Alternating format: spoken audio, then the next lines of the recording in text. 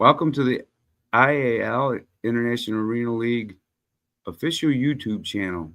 And this is the Rockers Unplugged. And I'm Chris Rockers Sherry. Unplugged. Yeah, that's the name of our podcast we're going to be doing, me and Curtis together. So, look out for more episodes of that. Sounds awesome, Braden. I was going to ask you last week. So how so far on your journey to the IAL? Can you tell the viewers a little bit about yourself? Your journey here. Yeah. So I started a YouTube channel, and I've been posting for about a year and a half, maybe 2 years. And I got an email from Levi Worthington, who's the social media director, and he was just saying that they loved the opportunity to connect with me, and I read it and I was like, sounds like a good time. And so I got a hold of them and they put me in contact with Tom, and he said, we want to bring you aboard. Michael Klein says, hi and greetings from Dusseldorf. How What's you up, doing, Michael Michael? Klein? Good to have you there. Yeah, but anyway, I just got a hold of Tom Mitchell, and we were talking together, and he was saying, yeah, we want to have you aboard and have you report on the league. So I was like, yeah, I'm so down for that. Yeah, it's awesome. Brand new league. I'm enjoying everything, loving it so far. I can't wait till to the documentary part 2 comes out next week. I think it's Monday, so that'll Yeah. be awesome.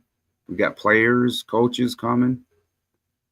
Yeah, I'm looking forward to that the episode of the next episode too, because I really like how it kind of almost has the feel of like Hard Knocks with the NFL, how they film like each team. I kind of get that it kind of has that vibe to it. So I'm like really looking forward to the next episode of the documentary. Oh yeah, it's gonna be pretty cool. I'm gonna sit down, have a beer, and watch that thing and really enjoy it. Elijah's great at that stuff, man. I love the part 1 of it. It was good. I've never seen a arena league do something like that where they have their own documentary documenting their each step along the path, along the way. So that's going to be pretty cool. It'll be out there. I'm going to be doing videos, and I got some other things planned for this podcast that I'll talk to you guys about later, but I don't want to say too much. I want it to be like a surprise when I do come up with stuff. Hiroba Sushi says, what's going to separate the Rockers from other teams? Well, I hope a championship in their first season. That's what I'm hoping will separate them. But I think more than anything else, just having, their own podcast, which is Rockers Unplugged. It's going to be coming out probably next week or the week after once we start getting a little bit more information. And then also just the culture. Vegas is a whole different type of city. I mean, the way they showed up for both the Raiders and the Golden Knights goes to show that they're going to have a crazy fan base. And so I really think that the Rockers are going to have the best fan base out of any team in the league. Yeah, if the Rockers have anywhere near what the Raiders fan base is, the black hole, them guys are really, they love their team, whether they win or lose. So, and it's an insane fan base down there for the Raiders. They follow them everywhere, the black hole, and they're just all over the place when they have their games, whether they win or lose. So hopefully the Rockers will have even half that kind of a fan base following. Would be awesome. Oh yeah, for sure. IAL football says favorite memory from Vegas. I'll let Curtis go first, and I'll say mine. Probably for Vegas for the Raiders, probably Kenny Stabler, the Snake.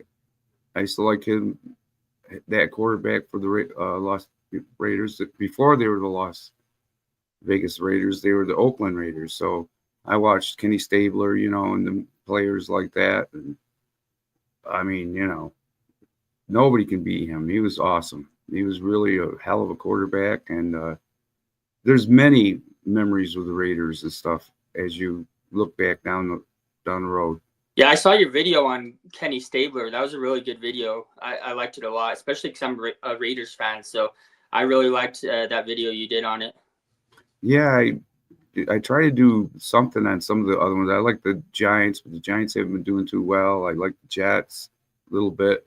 Some of the teams I followed growing up was the Raiders, and And your Panthers videos too. You've had a few of those that are pretty good. You I still a covered. Panthers fan, or? I watch them. You know what I mean? I have my go-to teams. Like I watch the Giants if they're doing good. If they're not, I'll move on. Like the Panthers, I'll be watching them. Now this sweatshirt here is the Las Vegas Vipers for the UFL. Yeah, yeah, I remember that. Yeah, The the XFL. XFL before they became the UFL. Yeah. Yeah, the XFL. Now I followed that. That's how I started. My YouTube channel was actually called when I first started out was XFL Schweiger's Fan Den. Was the name Oh, of the. nice. Then I changed it from. I even had my own sports cards made up for the. I'll show you sometime here, but I have them right here. I should reach around and try to grab one, but maybe before we end the podcast, I'll show you what the actual cards look like. But Yeah, for anyway, sure. it went from Schweiger's Den, XFL Schweiger's Den, and then it went for the UFL Fan Den when they changed the XFL name to the UFL, actually when they merged. And now it is, what it is today. So it's changed 2 or 3 times. So don't think I mean, so is mine too. So my channel's changed its name a few times too. So I'm right there with you. Yeah, But we got some chats to read. Michael Klein, superfan, says, "What do you think the team colors of the Dusseldorf Warriors will be?"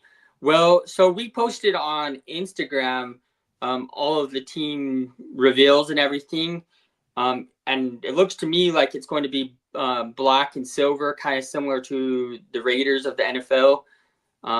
And so, yeah, that's look forward to that. I'm excited for the Dusseldorf Warriors too, because every time I see Dusseldorf, I always think of Michael Klein because he's always in the chat. So I'm looking forward to seeing how they turn out too.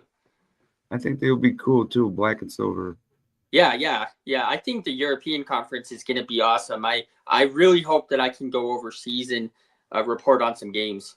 Hiroba Sushi says, think we can pull any former NFL guys who live here onto the roster? It's possible because there's a lot of players that are looking to play again. I mean, look at the Colts in the NFL. They just signed Phillip Rivers, who's 44 years old. So there's a lot of former NFL players who are like, hey, I want to play again. And so I think that, yeah, that's definitely a possibility, a strong possibility. Hello. Nick Durst. Nick Durst says, hello from home of the Great Eights. Hope you guys are having a wonderful Tuesday. We certainly are, Nick. I hope you are too, man. And I'm also a Utah man myself, born and raised. So it's good to see another Utah native here in the chat. Yeah, cool, Nick. Thank you for coming in the chat here, watching the show. Appreciate it. Hiroba Sushi says, what game day atmosphere would look like to make this feel like Vegas arena football? Well, I think that, it starts with the culture around it. So we get the fans to show up, tailgates. It's pretty much warm year round in Vegas. And so you can have tailgates. You can, even early in the season in April, where it might be cold in other places, it's going to be warm in Vegas. So you can have the tailgates, you can have the game day traditions. And then I think that just going off of what I've seen already from Vegas sports fans, the game itself is going to be an electric atmosphere. Yeah, it is. The arena looks wonderful. Yeah, Orleans Arena is awesome. It's really awesome, and it's fairly new too. It's only about 15 years old. Nick Durst says, could you put a link to your YouTube channel or podcast channel? I remember seeing the Las Vegas Locomotives old UFL league play the Sacramento Mountain Lions in the mid 2000s. Yeah, that was the original UFL that operated from 2007 to 2011, and there was that Las Vegas team, the Las Vegas Locomotives, and I really liked it because their helmet on the side said Yeah. Locos. It just said Yep. Locos on it. Yeah. So it's pretty cool to see. Yeah. Awesome team. Yeah. So we'll definitely drop a link to our podcast channel, and we'll definitely tell you where to go so you can watch it. Holden Musgrave says, ready for some merch drop, go Tartans. Yes, go Tartans. Glasgow should be a great football market. Yeah. Hi, Holden. All right. He says, how many games this season? I'm Louisiana, but pulling for Dusseldorf Warriors. That's really awesome to see someone from the States that's rooting for a European team. So that's awesome. Yeah, it is. I'm not sure about how many games, but I think probably anywhere from like 10 to 12 games, I would assume. But Isn't it 14, Braden? I'm not sure. 14, it's 14. Okay, 14. Yeah, sorry, I just didn't have that answer. I didn't know, but yeah, if Curtis says it's 14, then yeah, that's what it is, 14. So yeah, looking forward to that. Kickoff is next April, and it's going to be a blast. Yes, it is, man. Hiroba Sushi says, which IAL team do you think will be our biggest rival? So I honestly think that as far as that goes, Vegas has a few cities that are in close proximity. So you have Salt Lake, that's only about 5 hours away, and then you have the Arizona Juggernauts, which is pretty close as well. And so I think a strong rivalry could develop with either of those two teams, just based off proximity, because they're going to be playing each other a lot. So I think that a strong rivalry could develop from those two teams for sure. And then possibly even a European team that they play in the championship or something, and then it just develops from there. So who knows? But we'll wait and see. But I do think that Arizona and Salt Lake are a possibility. Oh, yeah. Holden Musgrave says, I've been liking and sharing, excited about kickoff. Thank you, Holden. We appreciate you liking and sharing. And like I've said before, we would be nothing without the fans. So we're glad that you're excited about it, because we are too. Yeah, thank you, Holden. Nick Durst says, do you think we could sign former Salt Lake Screaming Eagles or former Utah Blaze players to play for the grade 8s? Well, it's a possibility for sure. A lot of those Utah Blaze players that played back in the day, you got to realize too, this was 15 years ago that the Blaze were playing. So, even if they were, in their early 20s, they're going to be in their late 30s by now. So it's hard to say whether or not we'll get Utah Blaze players, but possibly Salt Lake Screaming Eagles, because they're more recent teams. We could possibly have either, but I would say that the Screaming Eagles would be more likely.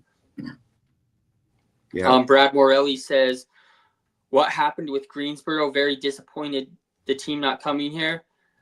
So, it just, sometimes things don't work out, I'm probably not going to really elaborate more than that, but it is disappointing, and we're sorry, Brad. But we do hope that you still continue to support. And we sometimes things happen. It's just how it goes, I like arena football, and I'm a big Rain Fire fan. Yeah, the Rain Fire were cool, man. They original NFL Europe team, and now they play in ELF, European League of Football. So yeah, Rain Fire are pretty cool, and we're glad that you like arena football too, because we're glad to have you as a fan. Hiroba Sushi says, if you guys could each choose a current player that could play for the Rockers, who would it be? A current player? I would probably... this is probably not a possibility at all, but I would probably say Fred Warner. He's the middle linebacker for the 49ers. I think he's one of the best linebackers in the league. And he also is a former BYU Cougar, and that's my team. That's my college team. So I really think Fred Warner would be cool. How about you, Curtis? Oh, Fred Warner. He would be awesome player for the Rockers. Oh, yeah, for sure. Yeah. Yeah, maybe he could do that, a little bit later in his career. What is the name of the championship game, and will the merchandise be family friendly in pricing? Yeah, it's going to be affordable in pricing. That's kind of what we're aiming for, to make tickets and to make merchandise affordable, because if you want to buy an NFL jersey, it's going to run you $150, $200. Easy, yeah. We want to make our merchandise affordable. As for the championship game, it hasn't been announced what that will be called yet. I personally think it would be cool to call it the Arena Bowl, kind of like how the original Arena Football League named their championship. But if we can't do that, maybe the International Bowl would be a cool one. Yeah. Yeah. Nick Durst says, with the league being international, will the league be using the metric system? I'm sorry, it's a dumb question. I, No, it's not a dumb question. Don't worry about it, Nick. It's actually a good question. Um, so with the league being international, we will be still using the yardage, I would assume. That's kind of traditional for how football is. They even in European leagues like NFL Europe, they still used yards. So I would assume that would be the case. I don't think that they would do metric system just for the Europe games. I think it would probably be standardized just as yards. yeah, that's what I think too, Braden. Yeah. Well, I'm Yeah. glad that we have some good people watching. I know Mr. Mather in there, Mr. Musgrave. He just subs subscribed my channel. I believe he subscribed my channel. I'm pretty sure he did on Oh, YouTube. nice. Yeah, so I'm getting a lot of stuff, people coming through my YouTube channel talking about the Rockers Unplugged and the IAL. So I keep trying to tell as many people I can about the league and about the upcoming documentary part 2 coming up here next week. So people are asking questions, and there was a show that covered the league here last week. World of Football. I don't know if you ever heard them. They cover the arena leagues and Yeah. football. Yeah, they talked about the league on their show there here last Oh, week. really? So, Nice. yep. And then No, and this league is growing in popularity. Every time I do a live, I see more and more people in chat, and we love it. We love answering questions in chat. We love reading chats. We love interacting with fans. We're grateful. We're grateful to have people that are excited about this, and we're grateful to have people that support this league. That's why we make such a big push to make sure we do everything we can for the fans. yeah, we love the questions. If we can answer them, we'll answer them. If we can't, we'll let you know. But I mean, I don't care what question is. We'll try to answer it, right, Braden? Yes, sir. Yes, sir. Um, we got a chat from Cedric Rogers saying, "How will the games be broadcast?" So as far as that goes, we haven't worked out all the broadcasting stuff yet. It's still in the works as of now, but we're probably going to have streaming as well as hopefully some local stations too that will pick up some games. So that's to be announced, and we'll let you know as soon as we know. Yep, it's Nick coming. Durst says, as a fan of the University of Nevada, I remember seeing John Dutton QB for Nevada back in the day before he got drafted for Las Vegas in the AFL. Dude, that's my favorite part about football is seeing players progress. You see them in college, and then you see him play at the professional level, and you're like, oh yeah, I remember that guy. I used to watch him all the time. And so that's my favorite part of football is just seeing them progress from college to professional, have their whole career. And I was lucky enough a couple weeks ago that I got to interview former AFL player Randy Gatewood, and he was an amazing receiver for the Arizona Rattlers, and he played for UNLV. And I went out to Vegas, and me and him linked up, and I got to interview him, and it's actually still on the channel too for anyone that wants to watch. But it was a cool experience, and I do remember watching him with the Rattlers back in the day, and so it was pretty Yeah, cool. the Rattlers were a really good team, man. They're right there in the playoffs, or right there every Winning, year. yeah, they were winning arena bowls. They were always pretty much a playoff team. Almost every year we're a playoff team. Yeah. They were like one of the best teams that ever came through arena football. So Yeah, I could like I was telling you here the last time. Oh, hey guys, Gatewood is a legend. Yes, we He is do a know. legend, and he was a Yep. fun interview too. I'll tell you what, he was a fun interview. The questions that I asked, he took them and he ran with them, and he was able to just capture the audience and just capture their attention. And so he's a big time personality, really funny, really outgoing, and also really talented at football too. So it's cool. Yeah, he's got Um, a good personality, good, about him. You know what I mean? He's great. He was a great player, but not just that. His personality is a great personality. His character is cool. Yeah, for sure, for sure. Cedric Rogers says, "I have a stack of Arena Bowl or Arena Football magazines on the side of me. I wish the league the best." Oh, that's so awesome. That's so cool. You should keep that collection because that's awesome. That's really really awesome. Um, I can't honestly. I would love to see that. I would Me too. I would love to see your whole collection. That's awesome, Cedric. Oh, excuse me, Braden. Yeah, I have my XFL stuff right back here behind me. I might Yeah, you got a lot of memorabilia, Curtis. That's awesome, dude. all the stuff behind me here. I have footballs and the old XFL Orlando Rage football, signed cards by Jeff Brom, and stuff like that. So it was pretty awesome. So I don't know where Braden went, but I'm going to talk to you here for a little bit. I have some. Maybe I'll show some of my cards here in between here while I'm sitting here.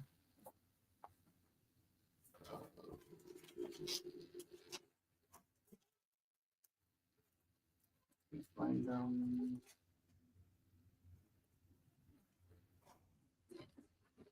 Oh, I can't find him right now off the hand, but I'm sure Braden will be back here in a little bit with me. So hang on, guys. I'm doing this on myself here. It says, well, here's Sushi.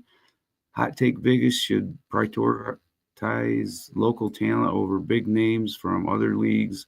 Build something authentic instead of recycling has-beens. Agree or not? I agree. I agree. Yeah, we shouldn't keep recycling things over and over again. Do something new. Like this is what I like about this league. It is doing something new, and it's pretty awesome. Nick Durst says, "What do you post your podcast on?" This podcast is going live over YouTube and uh, other places. I can't think of some of the other places where it's at. I know Facebook and Stitch or one of those other places, but it's going over there. And hi Holden, thank you guys for doing this videos and keep the fans updated. We will definitely do that. Keep you updated. And All right, hi I'm back. Braden. Hey Braden, that's It, okay. I tried to keep the show going. I went back. I was going yeah, to I try. couldn't tell what happened because it said connection lost, and I checked my internet and it was just fine. So I'm not sure what that was about. That's weird. Sorry about that, everyone.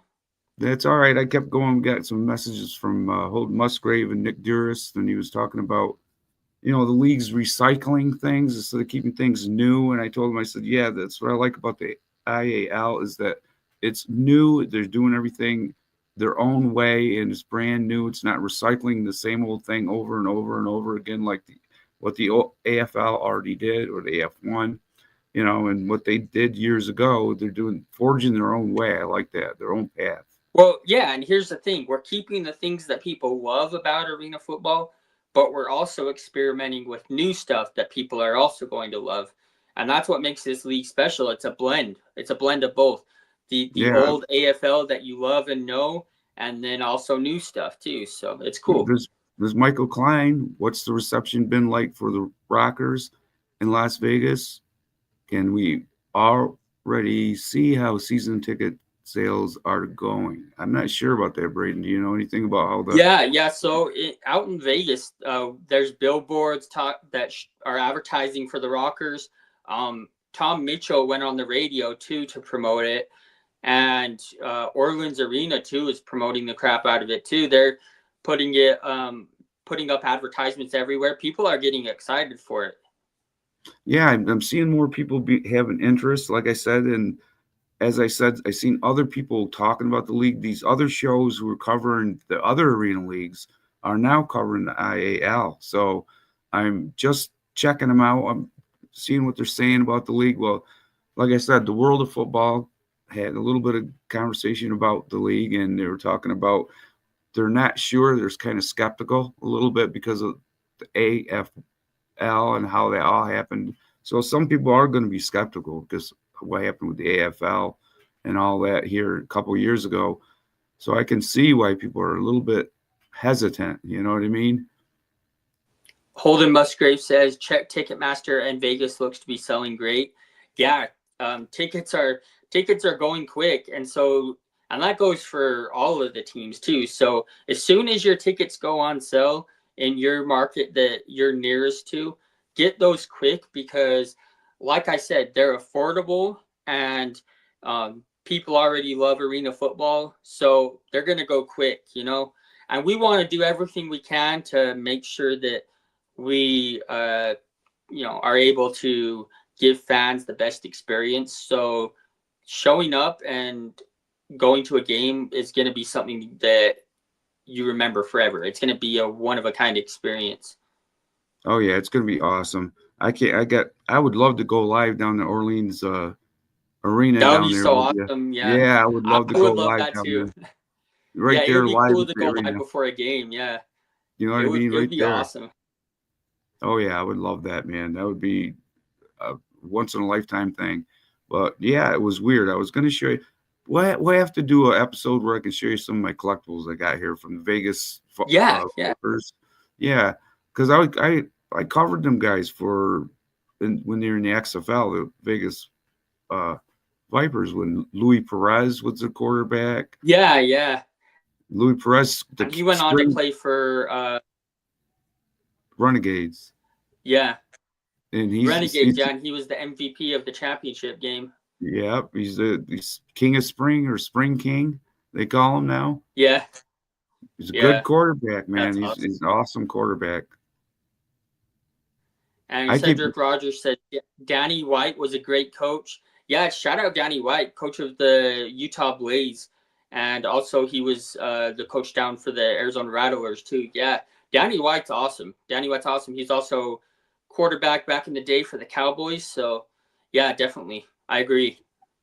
I covered I had on my channel when I was covering the couple years ago they were trying to bring back the voodoo, but they were going to be the Voodoo, yeah, Louisiana voodoo. Yeah, and Louisiana Voodoo. Yeah, they used to be the New Orleans Voodoo, and now they're Louisiana Voodoo. yep. So I had James Shiver, Coach Shiver, on my episodes here when I was doing the UFL Fandom live show with Alan Alford. I don't know if you've heard of him, but he's got a Yeah, yeah. sports show. Yeah, I did a show with him, and we had James Shiver on. He was telling me the story, how they were trying to get the voodoo off the ground, and they got stranded down in Louisiana down there. They didn't have no nets. They had to make homemade nets, and he was telling me the whole story. He's a hell Dang, of that's crazy. he's a hell of a coach, James Shiver. He's no nonsense guy. He'll tell that maybe we can try to have him on the show sometime here. That That would would be be awesome. yeah. Yeah. I would love that. Hiroba Sushi says, how often will you guys be going on Rockers Unplugged? Once a week, probably. Every Tuesday is probably what it's going to be. And then in addition, I do streams on Fridays as well. But our episodes will probably be every Tuesday.